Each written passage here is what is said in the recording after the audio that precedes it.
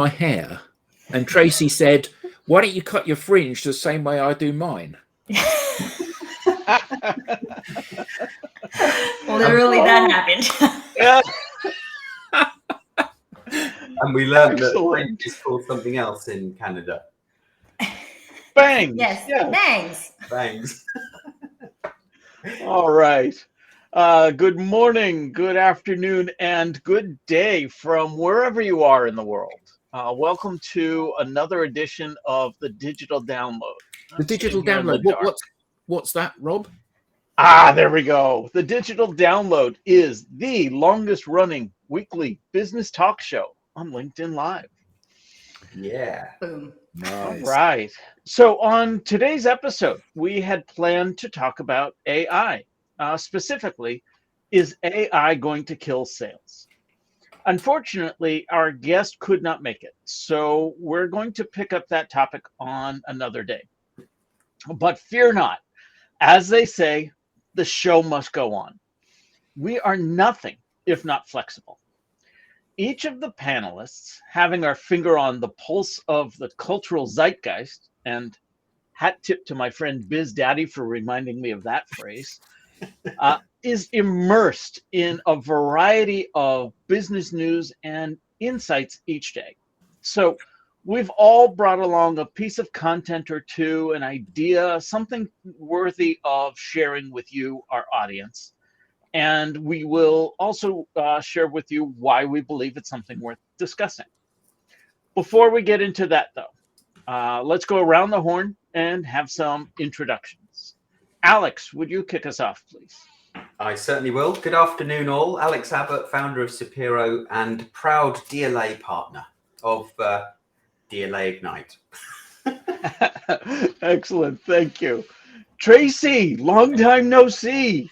Hey, Welcome back. everybody. I'm excited to be back after a couple of weeks off. I'm Tracy Borison, owner and founder of TLB Coaching and Events, where we're all about optimizing sales and marketing processes based on the people who are doing things. And I'm also very, we always use proud, and I always have this problem. My brain, it's like 7 o'clock in the morning for me. So my thesaurus brain isn't on yet, but I'm a partner of DLA Ignite, and I enjoy being one. Excellent. Tidy partner. Adam. I wonder if that's where the phrase "bang tidy" came from. Bang tidy partner, tidy fringe partner. Nice. Okay, Yes. here we just make up stuff. It's all That's good. right. Hi, everybody. I'm Adam. I'm co-founder of DLA Ignite. And I'm the only co-founder on here today because the other co-founder is away on holiday, taking in the sights and sounds and, most importantly, food of Tuscany. And he keeps, rather annoyingly, sending, every time they go out for a meal, he keeps sending me a photo of the menu, going, look, this is what we've got a choice of. I've got a sandwich. He's got freshly made pasta with the finest ingredients. Nice. Sounds nice. It is, I believe. Damn you, Tim Hughes. Do you think he's listening? No. No, he's too busy eating fresh pasta. Yeah, and who can blame him? Who can blame him? And myself, I am Rob Durant, founder of Flywheel Results. We help startups scale. And I, too, am a proud, and yes, I use that word, proud partner of DLA Ignite.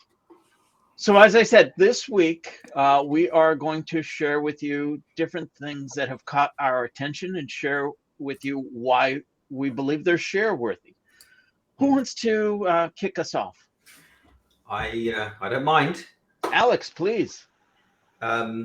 So on the run up to this show, given that the topic was originally, will AI kill sales? That's kind of where my thought process was going. So I was reading a lot of stuff about how AI won't kill sales and how AI will actually help salespeople work more efficiently. But it then got me thinking that, and this is a bit of a theory, so bear with me, right? So we often try and be buyer-centric, when it comes to sales. Thinking about the buyer and the problems they're trying to solve and adjusting the sales motion to be aligned to that. What if AI was actually helping buyers discover their own problems? So, problem assessing, gap analysis, whatever type of problem identification might be. But then the AI can calculate the cost to the business of not solving the problem. It could calculate the value of solving the problem. It could also identify the risks and help prioritize how quickly that problem could be solved.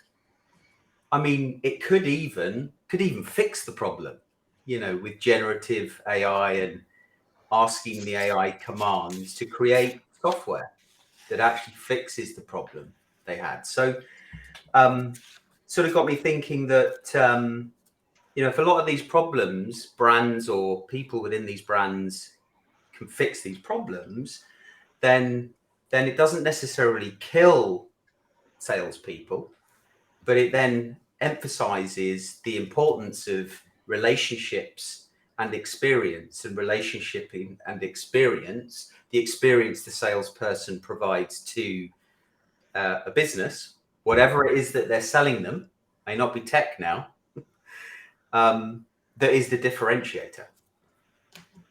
Is it? So the reason I pose that question is that when I was at school, computers started to be taught as a subject in school. So we had computer studies, and we would learn to program in BASIC, which lived up to its name. It was a fairly basic language, but it was quite easy to program in. And the phrase, I believe, was coined from that: garbage in, garbage out. And that's always been the case. Anything where processes that happen after an initial process or thing happen, the thing that comes out is dependent on how good the thing that goes in is. So that's true of computers, it's true of data processing, it's true of hi-fi, it's true of everything. If you start with something which is poor, what comes out at the other end is something which is poor. And I think that the challenge that we face is that often the people who are doing the program, setting the agenda, deciding the rules, don't actually understand what the problem is, or don't understand what the solution to the problem is. So if you port that line of reasoning into Marcoms, the solution is to send more emails, because you get a lower yield from each of your emails. And that's true up until a point.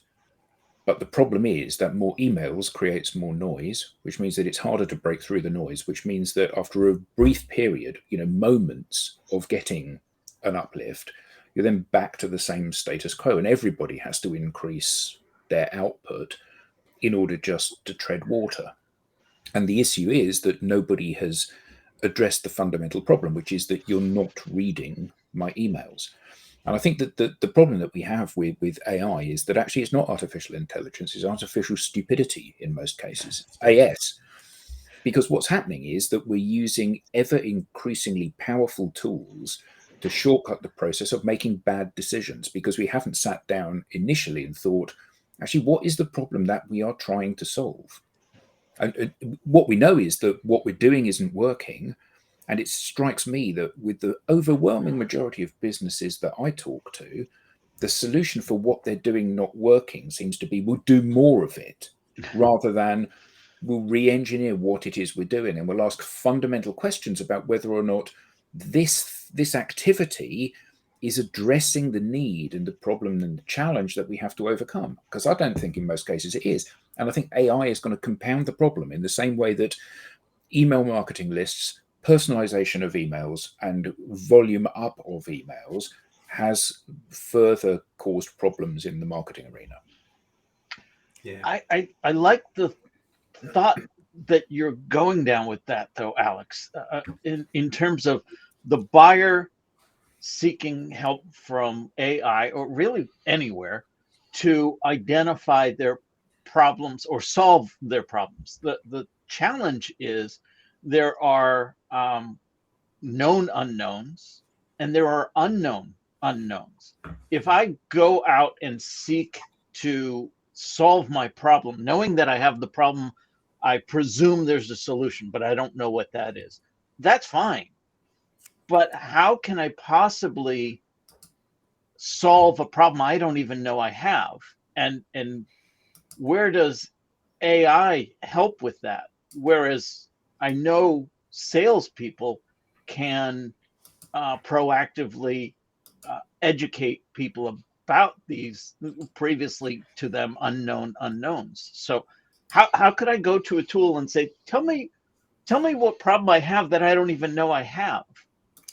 Well, and Rob, I'm thinking of WebMD as an example of this, right? Because you go to WebMD, you have symptoms, and you can put in your symptoms and it will say, maybe you have one of these things. One of them is like pancreatic cancer, and one of them is allergies, right? Yep. Like, so I know, like, on an increasing basis, AI is getting more information. So theoretically, it should be able to, quote unquote, diagnose a problem better. But I think it really, for me, it comes back to this challenge with the problem. Like, how are we actually truly identifying what a problem is? And one of the benefits I see in a human doing sales is that a human can ask a different set of questions with every person.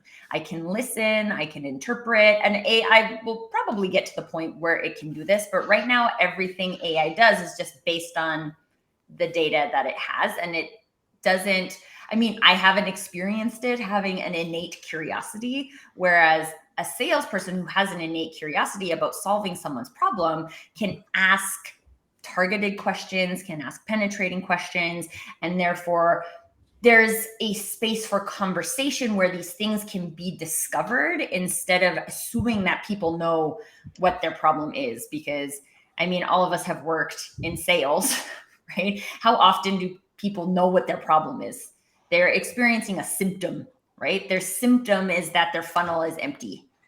Okay, well, there's lots of things that could be causing that to happen. So let's look at that. Is it your processes? Is it how your people are interacting with your processes? Is it like how we're treating our people and how they're showing up to do their work? We've touched on all of these different things in different episodes of the Digital Download. There's a complexity to the conversation that I think when we look at like future versions of AI may do this differently, but current iterations of AI are based on, okay, I'm a business and this is the problem I solve. So I'm going to use GPT-4 to help people identify that they have this problem. But part of the process is me trying to convince people that they have that problem when I don't actually know that that's true. And the system I have might help you, but it also might be a bad fit for you. So where does that play into the conversation? Well, interesting your choice of words when you were introducing that. You need to have an innate sense of curiosity. And I think that most people in sales and business have an inane sense of curiosity. So actually what they're doing is they're either seeking for validation for the solution that they know is right, or they're seeking for something which suits their own specific agenda. And their agenda, again, in my experience, is hardly ever actually solving the problem. And this is a major challenge, I think, that's facing businesses and indeed mankind at the moment, humankind, sorry, at the moment. I was having a conversation with a web developer yesterday, and I was getting very frustrated with it because the question I was asking is like, what problem does the software solve, right? If I'm I can't retain my customers, or my funnel is empty, or like what's the problem? Means you can send out more newsletters. It has all these features, right? And well, that's fine. Like features aren't bad. Right? But like, why would I need those? Do I have a problem that the feature solves? Or is the feature a cool thing to have that if I have lots of money, I might pay for? I went to this session. So I was at this conference last week called Inventures, which is Calgary's like premier innovation conference. And I have my own experience, and you can see my LinkedIn post for what I felt about the conference as a whole. But I went to a session called How to Fall in Love with the Problem. And it was just so interesting because especially in the tech, and this expands to AI, people are fixing a problem that doesn't actually exist, right? So our problem is that not enough eyes are on our content. So we need to create more content. So I fixed the problem of creating more content. I can use AI to create a lot more content, except that's not the real problem. Like you said, Adam, it's not that I'm not sending out enough emails. It's that people aren't reading my emails. Creating more content is irrelevant if people aren't going to read your content, or the right people aren't going to read your content, or if the right people aren't going to read your content and then take an action based off of it. There's like, when it comes, this is I would love to hear the rest of the panel's experience on this, especially with software solutions. But my experience with software solutions is that we are making things easier. We're saving people time. These are the problems we're solving, but it doesn't actually address the root problem to why I'm spending time in the wrong places or why people aren't looking at my stuff. Yeah, well, the problem it's solving is actually not the problem. That's the problem that you've created by solving the problem. So I need to sell my I've stuff. created a new problem, and then I'm going to sell you that you have this problem. But it's that's like my experience with imposter syndrome. People created, everyone has self-doubt. But recently, in the past 3 years, the online industry has created the problem of imposter syndrome. So now there's a whole bunch of coaches who can help you with imposter syndrome, where really imposter syndrome is just self-doubt, and everybody has it. And sometimes you will, and sometimes you won't. And anyway, again, like my some people, I'm reminded of what Winston Churchill said about, I think it was Clement Attlee many years ago. He said he's a very modest man and he has much to be modest about. And the point is that for many people, imposter syndrome actually is probably a good thing, because we've got an awful lot of would-be experts out there that are handing out advice which is poorly conceived and inaccurate in many cases. And I think that, your point about tech vendors, it's got this cool feature and it does this thing. The problem is you haven't got enough time to send out enough emails. So this helps you send out more emails. So it's a really valuable tool. Yeah, it is, except the problem isn't that I'm sending out too few emails. The problem is that the emails aren't being read. And those are not the same problem, even though they can be conflated to be broadly similar. They're not the same problem. And I think that this is the challenge, isn't it? Because when people are looking to solve problems that fundamentally impact their business, what they need to be doing is asking some uncomfortable and important questions about whether the hypothesis on which they have created the solution is in fact based on fact and what's really happening. And, when you guys know it better than anyone, when we coach people, one of the things that we do when we're teaching them how to write posts is to say to them, you're not the barometer for if it's a good or bad post, your audience is. So, I know for a fact I've written some of the best posts ever that have been completely ignored by everybody that's ever read them. So the reality is that irrespective of how factually correct the post is and how beautifully articulate the post is, if it hasn't landed, it's valueless. And this is the point, isn't it? If you've invested in doing something and you think you've done it really well, it takes quite a brave person to say, actually, that was a complete catastrophe. Well, one of the things that comes up for me when you were sharing that, Adam, is that kind of going back to this concept of AI and its relationship with sales.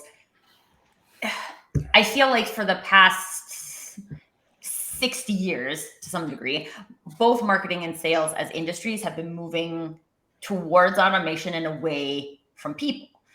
The thing that builds relationships at the end of the day is a people-to-people interaction or relationship.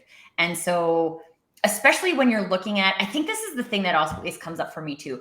If I use this example all the time. If you're selling a bag of potato chips, right? That's crisps for everybody on this side of the Atlantic. Yes, crisps for our friends in the UK.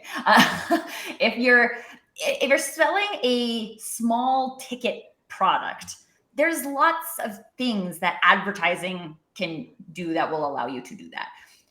If you are selling an expert product, or more importantly, an expert service, people need to trust the people who are providing that service. You need to trust your consultant. You need to trust your coach. You need to trust somebody who's going to come in and do a digital transformation for your organization. And so who is building the relationship here? I was watching this, it's an old show now. It's called Castle. And there's like, he has this little AI pyramid that turns on the lights and makes his coffee and does all of these things. And the AI and his girlfriend are like at war with each other because they're competing for attention.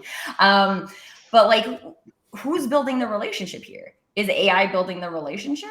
If so, is the AI made to build a relationship? Has it been configured to do so, or has it been configured to sell? Because my experience of how these two things are experienced in the market is very different. I'm going to go through the process of qualifying you as a lead, and I'm going to qualify you on things based on your household income or your corporate revenue or how many employees you have, or all of these things that are very easily programmable into a system.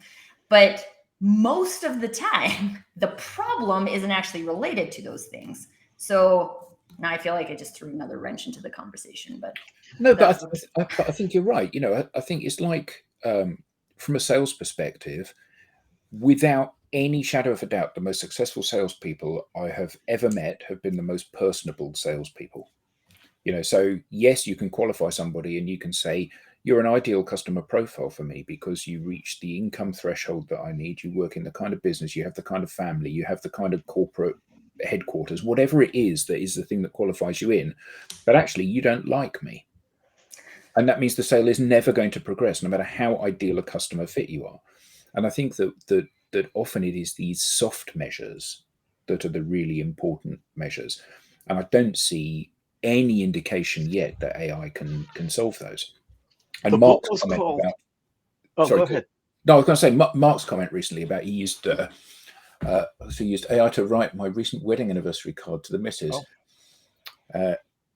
So yes, that first one, he wrote it to, he used AI to write a product specification. And then he said, I also used AI to write my recent wedding anniversary card to the missus. Put it this way, AI put a smile on my wife's face. And I bet it wasn't because it was romantic. I bet it was absolutely because it wasn't romantic, because no matter how clever, the AI is, it actually misses the brief on these things that it can't understand, these things that are the very essence of being human. But also, like, that's cool, Mark. Like, is that then AI building a relationship with your wife, or are you building a relationship with your wife? And I think these are the struggles I have with a lot of the solutions. Is now it's saying, oh, it's easier for me to not do it, so I'm going to have AI do it. But then I don't actually really reap the rewards of having even like the personal reward of building that relationship. It makes me think of the movie Click. I don't know if anybody saw it. It's an Adam Sandler movie. It's like pretty old now, but the concept is he has this remote control that can help him skip things. So like he can skip through boring meetings. He can skip through the commercials. And it's Mark's comment. Yeah, I'm just gonna leave that one. But like, I don't know. I feel like there's in relationship building in particular, there is a value that's created by doing the work. And if we're not going to do the work, then are we going to, like, let's just say you're building that relationship from scratch and you don't have 25 years of effort that you've put into building that. This is what we're talking about in terms of using AI for sales, right? I don't have a relationship with you. I don't have that I like AI and I'm testing these things, so I'm going to use it to create this. And you think it's funny because you know me, right? You don't know me, right? You only know the AI. So like, I don't know. Yeah, but I think the point is people often make the mistake of using tech to scale and increase efficiency on the wrong bit of what it is they're trying to do. So, I'm going to use email marketing as an example, and I'm not bashing email marketing, but it's something which everybody kind of uses to a greater or lesser extent. I'm going to use email marketing to send more and more emails to people looking for the right customers. The problem is that the sentence is the wrong way around. You need to look for the right customers first and then try to develop a dialogue with them, rather than just trying to develop a dialogue with anybody. And the problem is that when we use tech to scale the wrong part of the process, what we end up with is a huge amount more noise and no increase in efficiency. And I think that that's fundamentally one of the things. And actually, that brings me on to the things that I was going to talk about. So if I share my screen, this is more about, let me just check that I've got this right. So hopefully,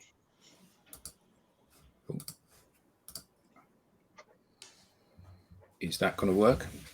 That's sharing. Whoa, yeah. So it'll be okay when I. No, you can go back to that. All right. Right. So here's an example of a post, and I think that to give this context, I and many of the people in our business use LinkedIn as our primary channel for most things that we do.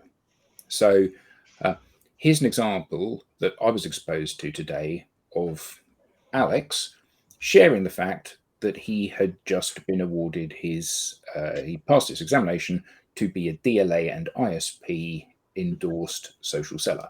So he's looking very pleased with himself there, and got a huge amount of engagement on this post. And the USP here is not the fact that it's the exam, it's the fact that it's Alex having got the exam. And that's what's engaging his audience. So this is scaling him to his audience. And here we've got another post from Kate, who's a friend of mine. She's a florist. She only promotes her product. She lives in Grimsby, which is kind of northeast of England. And she only promotes her products on LinkedIn. And she sells everything she can possibly make to local people who are on LinkedIn and in the business community. And here's Mark, who was commenting just a moment ago, who's done a great post about how's this pronounced? He did write it down here. It's kind of Lagavulin, a rare, smoky Islay Scotch whiskey. And this is building community. You know, these people have a reason to be in touch with Mark because of his post now. He's not selling anything with his post. He's just reminding people that he exists and building some love in amongst his community. So like Alex's post, I did this earlier today. Handsome chap. It was a handsome chap who had hair. What's that on your head? Yeah, what indeed. No, but my point is, this was a lovely thing that happened to me as a direct result of social, and I've written about it in this post. I'm not selling other than selling the concept of people being more social on these communities. And I think that one of the key things that we often forget is that the purpose of this, the purpose of being on social, is to move closer to people. And the maximum number of touch points that we can have with those people is a really good thing. So, you know, Tracy, another great example of you talk about the fact you've been at an innovation session. You talk about the fact that you help people with their marketing. You talk about the fact that you're out with your son in the woods, you know, playing and running around with the dog and all of that stuff that makes people feel that they know you and they trust you and they like you. And does it mean that every post has a call to action? No.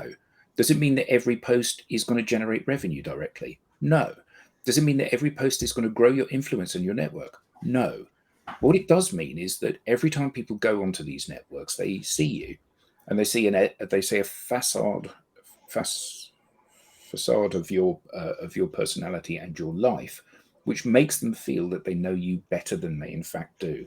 So when it comes time to actually seek advice or buy from you, you seem like the obvious choice. You seem like somebody who I like. You seem like somebody who I can trust. And you seem like somebody that I'm not going to say, that's nice, Tracy, but will you do me a discount? All of those are key business things and problems that we have to address. And they're all being addressed just by you being on the platforms, being nice, being friendly, and engaging people. And it's that bit, the bit that you used to do, not you, Tracy, but the bit that we all used to do, going to Chamber of Commerce events, going to business breakfast networks, going to evening networking events, meeting people, shaking their hands. And you meet them for the first time, hello, what? And you meet them the second time and you go, oh, I can't remember your name, but you did something like, yes, that's right. Then you meet them again and again and again and again and again. And before you know it, they've become your accountant or your design agency or your solicitor or whatever it may be, because you're buying from those people because you know you trust them. The problem is that we can't do that in events anymore. And you can only eat so many breakfasts a week. The point of this is that you can talk to an infinite number of people as often as you want to talk to them. And that's where the win is. It's not scaling the sales funnel, it's scaling you out to a global audience. And when people get that, that's when it clicks. That's when they see the success, isn't it? Yeah, 100%. So the book isn't Zig Ziglar's How to Sell. It's how to win friends and influence people. It's been in the literature. Boom, Dale Carnegie. It's been out there. We just haven't been able to transition that to digital because the tools make it so easy to do those other steps in the process at scale. Well, and I think this is the thing. So like I started playing on like the Calgary. So Calgary's airport code is YYC. So YYC Tech Slow Pitch League, because I was hankering for some kind of physical activity with a team. So I joined it, and I have these like bright pink, tall, like knee-high socks that I wear when I play baseball. And like I played competitive fastball, we always wore high socks, and I found these like bright pink ones, and I always wear them. And this week at our game, everyone was like, oh my God, I love your socks, right? And now I can go and talk to those people and be like, hey, remember me? I'm the person with the tall pink socks. And people are like, oh yeah, I totally remember you. And these are the things that, I mean, tall pink socks maybe doesn't directly translate to an online experience, but these are the types of things that people remember. Right? People remember me being in the woods with Nicholas or throwing rocks in the river. People remember that, like the number of people I know on LinkedIn who ask me what type of scones I'm making lately because I make scones, right? Like these are the things they know about me. And yes, it's also important for them to know what business you're in and what you're all about and the things that you care about. But it's the human things that make relationships sticky. And that's the thing I question whether AI can generate, right? That can generate that, unless someone specifically programs it to be like, okay, specific version of AI, your tall pink socks. Make sure people know your tall pink socks. If it's just a program to answer questions, then it doesn't create that human connection. It doesn't. And I'm minded of something that Seth Godin once said. And he said, the problem with marketers is that they break everything. And that's what's happened with email. And that's what's happened with pay-per-click. Because lazy, poorly targeted, poorly conceived communications make everybody tone deaf to everything that's going on. You know, so in the olden days, you used to have to spend 50p or 75 cents to send a letter to somebody with your brochure in it, and now you don't. Now you can send it for free. So the answer is that you don't send it to everybody. You send it to the people that you would have had to have paid 75p to. And the problem with AI is that what it's doing is the bot is going to go out there and it's going to identify who are the target and it's going to warm them up, ready for you to have a conversation with them. So my question to everybody out there that's watching the show is, would you like to be warmed up for a sales call by a bot? And I suspect the answer is no, you wouldn't. Well, and I think it's I had this experience the other day where I was like chatting with this lady on LinkedIn. And I was like, let's have a call, get to learn a little bit more about each other. And she was like, yeah. And I went through like her booking link and everything. And then when I showed up on the call, it was a different person. So-and-so isn't here today, but I'm here to give you a demo of our product software. And I'm like, even if I had wanted that, now my experience is a bait and switch. And I didn't come here for this today. I came here to have a chat with a person. And now I don't get to have a chat with a person. I get to have a product demo for something I didn't agree to have a product demo to. And it's similar when people use like the outsourced sales agencies, and it's similar when people use a chatbot to create these things, because I have no personal buy-in to completing that call, right? Absolutely. Like, oh, I booked this through AI. Meh, AI won't feel offended if I don't show. Yeah, and it takes a while for the the feeling, the emotion to catch up. The exact same thing happened to me last week. This guy had actually worked really hard building a rapport on social media, doing a really good job actually, commenting on my posts. I agreed to have a call, and his boss was on the call. And it's like, where have you gone? Oh, he had an emergency. Okay. Was it a real scenario that's just happened to me? You should have said, so I'm really glad that you're here, actually. Let me talk to you about my dogs. And you go, what are you talking about, man? I'm here to tell you about my email marketing software. To which you say, no, that may be true, but I'm here to talk to you about my dogs. And that's the call that I was going to have. Yeah. Now, something you said earlier, Adam, I wanted to come back to, which was... says nobody normally. Take it as a win, Adam. I think you quoted Seth Godin about marketers break everything. Yeah, everything. I kind of having, and I know you're a marketer, Tracy, but having worked in MarTech for many years, I did find that many marketers understood the concept of being relationship first in their approach to marketing, and had a huge desire to use data effectively in order to provide differentiating experiences to their customers. But it wasn't, in fact, the marketer, it was the board or the CEO that was putting the marketer under pressure to say, we've just bought 100,000 items of X. We need to sell that next week. Send an email campaign. I used to work in retail furniture, and that's literally what happened. The buyers would be like, we bought too much of this. Make sure you're promoted so we can sell all of it. And that's why things like TV advertising, digital advertising, radio ads, flyers exist, right? Because we've actually created our own problem, and now we're trying to get marketing to fix it.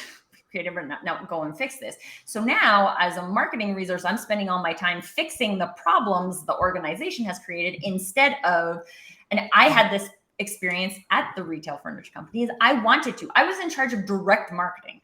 To me, direct marketing is about figuring out what the people want and helping them get it. It's the marketing version of a one-on-one relationship versus advertising, the spray and pray method. Like, I'll tell everybody this and see who wants it. But I didn't get to spend my time, effort, and energy and budget on those things because I was too busy promoting the stuff that I had to promote, because that's how the business had built it. And so when I think about this concept of marketing breaking everything, I do think that there are people who want to build those relationships with people. But like me, like, I became so disenfranchised with the entire marketing industry because I'm like, has turned into being all about just like pushing things. And because we're too busy pushing things, we don't have time as marketing resources to actually have a conversation with the people. Heaven forbid that I host a grand opening of a store because I have to, because they built a store and now they want to sell stuff from it. And I don't have time to have conversations with the the clients or the people in the neighborhood to find out what they even need.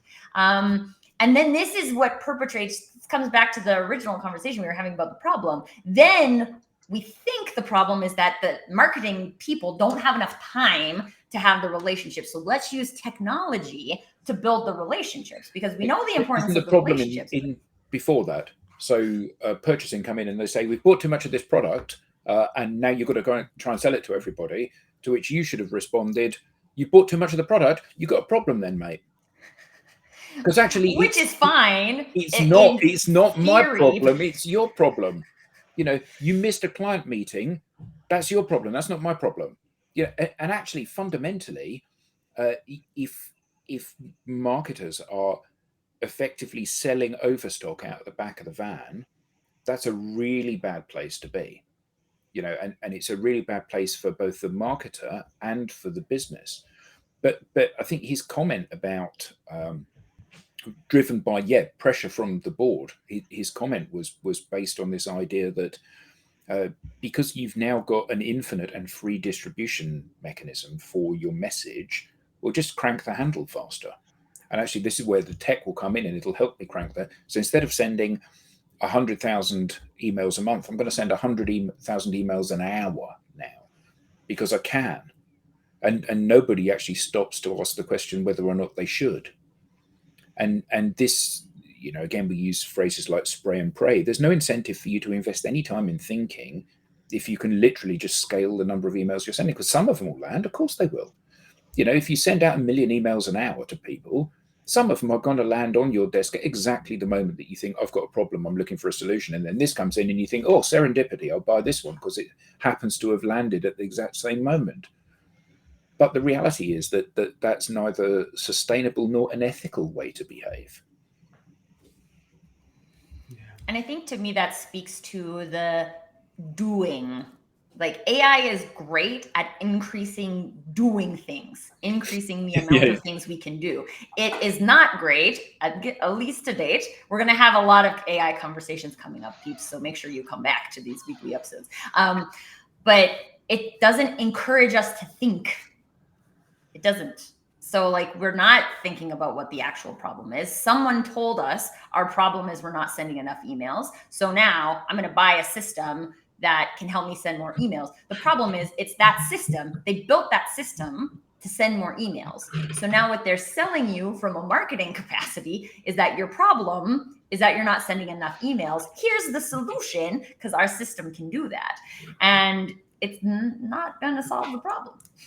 No, and it's not sustainable in the long term, because how many clients are you going to keep if you're solving a problem they don't have? Yeah, and I think that again, you know, the challenge for marketing departments is that they have got a series of criteria that determine whether it's a high quality lead or a low quality lead, and they pass the high quality leads to sales, and sales say this is in fact a low quality lead because I thought this person wanted to talk to me and they don't want to talk to me. So marketing says, well, we just need to get more people in. Well, actually, you don't need to get more people. What you need to do is to get better leads in. So you need to qualify them differently. You know, so the fact that I downloaded a white paper is no indication that I might be interested in buying your product or service. None at all. Evidenced by the fact that most people that download a white paper don't end up wanting to buy your product or service. And actually, it comes back to that very first thing about, you know, this is about taking a totally agnostic view and not pointing the finger and saying, well, your marketing campaigns are no good because nobody wanted to buy, but to address that, okay, the marketing campaigns did not deliver any clients to us. Therefore, we need to rethink how we're having these conversations with people in a way that they are going to want to buy, not just simply crank the handle harder.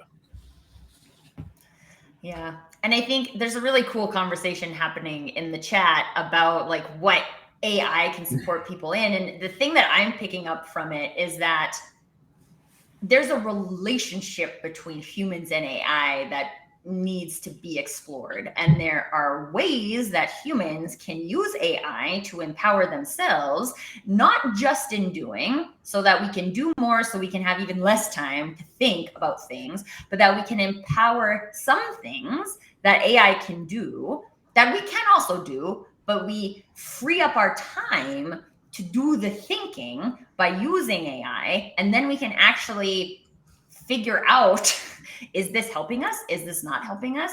Letting go of the ego and saying like, oh, I tried to send more emails and more emails didn't fix my funnel. So don't stop doing that and try something else instead. Maybe that wasn't my problem. If we can actually use the AI to do the things, then free up the people so the people can do the thinking, I think there's a really great opportunity there. However, Diana is mentioning a skill gap in like the soft human skills. If people forgot how to think, then literally AI is going to kill sales. Because if sales just became about doing, not real sales, but what people consider sales. Like sales is just about doing tasks. And the more tasks I can do, that's what sales is about. AI can do that. Yeah. If that's what our interpretation of sales is, AI will absolutely kill sales. The thing is sales isn't actually that. Mm-hmm. Good point. Yeah. So, Rob, in you got a some content you want to related share? note, I do. I came across a post that led to this bit of information.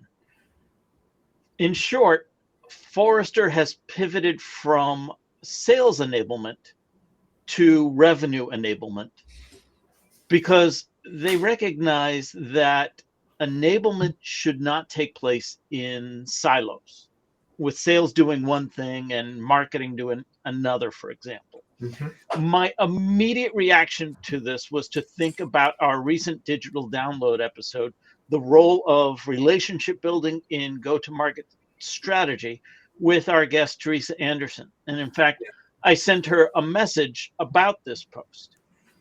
On that episode of the digital download, we explored how marketing teams can support and empower sales teams while maintaining the brand's reputation and voice. We discussed the challenges of implementing a go-to-market strategy and breaking down silos between teams. And we also talked about ways to align marketing, sales, and client success teams for success in a real organization. In reading Forrester's reasoning behind their change, I found a lot of parallels. So I asked the panel, do you see this as a shift in practice or merely an excuse to print new business cards? It sounds like a semantics change to me. I think the trouble with things like this is it can very easily be a semantics change. We can call it revenue enablement and we can do absolutely nothing different at the organization. And in that case, it's irrelevant that we changed the phrase from sales enablement to revenue enablement. Theoretically, you could interpret sales enablement as if our entire organization is here to enable sales, which is true. If we can't sell anything, then like, what are we all doing here? Your role is different and my role is different, but we're here to enable the business to do business, right? Mm-hmm. So we can call it sales enablement or we call it revenue enablement. We could call it many things. It's like when quiet quitting became a thing and people were like, oh my God, this is a new problem. No, this is not a new problem. Literally, people have been doing this for years. You just came up with a new name for it. And the thing is nobody's doing anything about it, right? We came up with a cool name for it. We're all showing up and doing business exactly the same way. And we still have people who are quiet quitting, but we just thought it is what it is. New phrase. So I think it has the potential to help people realize that really a whole business is in existence to generate revenue. If we can't generate revenue, we can't pay our employees, we won't be able to do business and we will go out of business. So at the end of the day, everybody's job is revenue enablement. But if you don't have that mindset of the people in the organization, that it's my job here to do what I can do to enable revenue today, then like there's a huge mindset shift transformation that's required in business to actually bring that to life. You can't just bring it to life by creating a new phrase. Yeah, I think it's funny that, oh, go ahead, Alex. Well, no, I was just going to say, back to the point I made about marketers and the challenge B2C marketers have had when wanting to develop a strategy that was right for the business to grow the business, but being put under so much pressure for short-term conversion. And it's that constant, I think, battle that the B2B industry is now in, and businesses are starting to think about revenue enablement as opposed to sales enablement. Because for me, the difference between sales enablement and revenue enablement is the fact that sales enablement is enabling the sales team to equip them to sell more effectively. Revenue enablement for me is more strategic. It spans sales and marketing and customer success and services and any other team within an organization that attributes or contributes to revenue. And that's really quite difficult to do across all of those different teams. So I can see why Forrester is going in this direction. It's a direction I think that successful businesses have done in the past.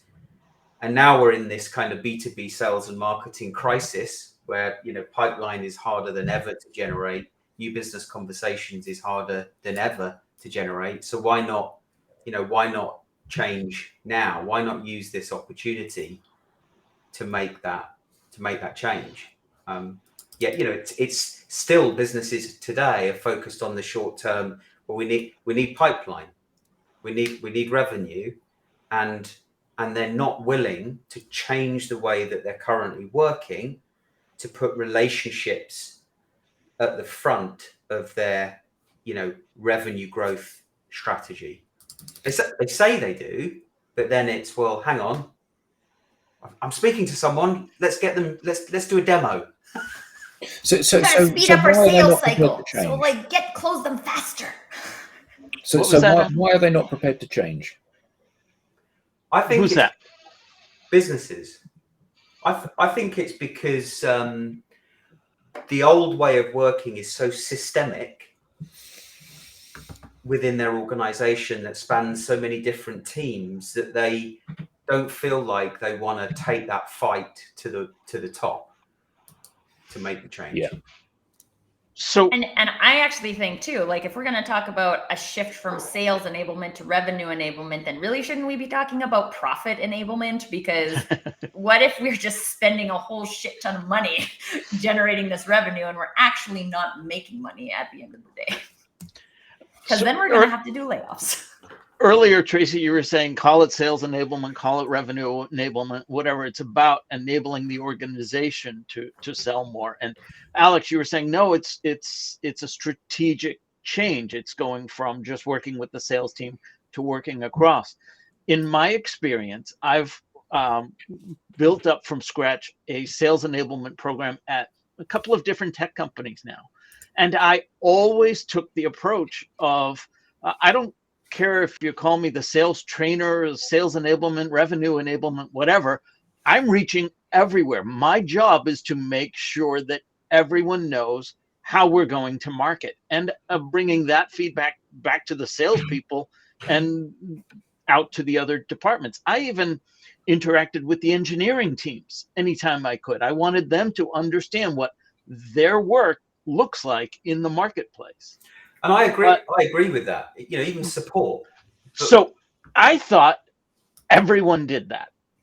Right. I was at an event last night where we had a bunch of sales enablement people who are now revenue enablement people, by the way. It took less than 6 hours to make that transition. And what I heard was a lot of, we ask for permission, not beg for forgiveness. And that's the difference between the tactics and the strategy, I think. Having Forrester come out and say, this is what we are recommending to our clients. Now those that were doing sales enablement and thought we should really be getting marketing involved more, or we should be getting client success, they have the cover, if you will, to go to their superiors and say, this is what we believe we should be doing. Again, I just did it and broke things. I guess I'm a marketer at heart, according to Seth Godin. But is that important? Is it important to have that coverage? How many seek forgiveness versus seek permission? I think it needs to come from the top. I think the CEO or the C level need to be. Otherwise, if you're constantly, I mean, you may have been particularly good at it, Rob, but if you're constantly begging I am. for forgiveness, then the political, challenges, you're going to bump into those, and you'll never, I can't imagine you'll ever have a fully aligned organization on that revenue growth strategy. Yeah, this feels like a culture thing to me, right? Like if you have a culture of experimenting and saying like, literally, we all exist here to contribute to the business. So not only are we going to make it clear to you how you're contributing to the business, but we need you to do that. Otherwise, we can't enable revenue. All of these pieces of the puzzle are important, but how many times, I'm sure all of us have worked in organizations, I definitely have, where there's people there who are not contributing to revenue generation. But we need to have like 6 marketing coordinators. Do we? And then there's like, yes, we want to create jobs, but we want to create jobs where people are doing things that matter. And when you get into, as your organization grows and grows, there's more opportunity for you to create roles for people that don't matter to the organization. And then we get into the quiet quitting problem, right? No one actually cares if I'm here doing this work. So like, what does it matter? I mean, Alex and I worked for a company together, and I would imagine that 25% of the people there did 100% of the lifting. And, there were a huge number of people that were very well compensated for understanding the political game and how to get paid within the organization. And I think that many people saw their job as navigating the politics rather than adding value to the organization and or the client. And I think that's got to be a culture thing though, right? Because either we're going to hold people to that and say, this person isn't contributing to the organization, yet they're making a 6-figure salary. Like, what's up with that? Let's ask the question. Maybe there's a way that person could contribute to the organization. And honestly, this is why I like working with small businesses, because it's a lot easier to see people. Lots of those people could contribute best to the organization by leaving. But then we get, and that's the thing, right? Then like, what are we actually doing? Like if you're a big organization and you are keeping those people because they're good at playing the political game, you are not doing revenue enablement. And these are the things that you have to be able to then like stand up and say and be like, okay, we are too big to care about revenue enablement. Okay, that's fine, right? You're $1 billion company. Last week we were talking about this, and Tim said he ran a sales team and there were 66 people in the sales team. 7 of them did more than 100% of their number, and the rest of them did 60% or less. But that was enough for the team to make their team number. And it does beg the question that within any organization, actually, if I'm going to set you an expectation and expect you to meet the expectation, there should be a consequence for not meeting the expectation. That doesn't mean that, this week you haven't sold enough stuff, so you're fired. But actually, you can't keep having some people carrying others on their backs. But have you been enabled to meet that expectation? Yes, that will be the problem. Hold on. Yeah, get Rob Durant. He's the guy you need. He's the best. And that's exactly the problem, right? Is that we'll say like, we're going to focus on revenue, like on revenue enablement, but we're not going to look at how many roles or how many people in this organization aren't directly tied to revenue enablement. And how are we going to hold people accountable? This reminds me of, so JFK in the 60s said, we're going to put a man on the moon within this decade. And he said to NASA, that's your job. You've got to put a man on the moon. And I don't know if it was JFK, but somebody doing a tour of NASA said to a guy, he'd just been to the lavatory, he said to the guy, "Oh, what you guy cleaning the toilets?" He said, "Oh, what are you up to?" He said, "Oh, I'm putting a man on the moon." So, everybody contributes to the ultimate goal. I think part of this, to your point, Tracy, is making sure those roles and those responsibilities are defined and people feel empowered to contribute, even though it's not directly putting revenue in the company's pockets, it's contributing towards that goal. Absolutely. That brings us to the top of the hour. And for those that were watching through the LinkedIn Live event, we've been cut off. So at this point, what I'd like to do is wrap it up by just saying thank you to the panelists. Thank you very much to the audience. Very lively discussion today. Great exchange there. And that concludes another edition of the Digital Download. We look forward to hosting you again next week. Goodbye, all. Bye, everyone. Goodbye.